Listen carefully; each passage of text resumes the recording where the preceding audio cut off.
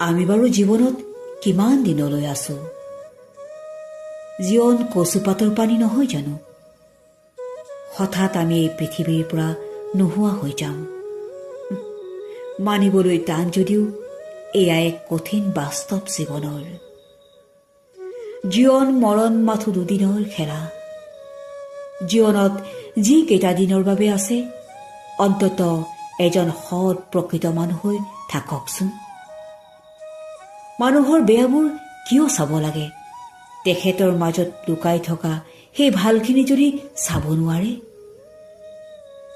আপুনি তেওঁৰ দৰে হবলৈ চেষ্টা কৰাতকৈ আপুনি আপুনিয়ে হৈ থাককচোন। মায়া ভৰা জীৱনত লোভ, মোহ, ঈৰ্ষা কিহৰ?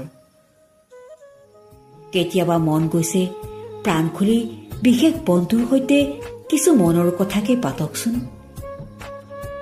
কেতিয়াবা মন গৈছে প্ৰাণ খুলি এবাৰ হাঁহকচোন। জীৱনটো অতি সাধাৰণকৈয়ে জীয়াই চাওকচোন, আৰু চাব জীৱনৰ ৰংবোৰে আপোনাৰ ৰংবোৰৰ সৈতে খেলিব। জীৱনটো মাথো পৰাজয়ৰ হ'ব নোৱাৰে। জীৱন এখন যুঁজ আমাৰ প্ৰত্যেকৰে। জয়ৰ নিচান এতিয়া সকলোৰে হাতত। ভালে ৰাখক নিজক, ভালে থাকক সকলো। জীৱন এক প্ৰাপ্তি।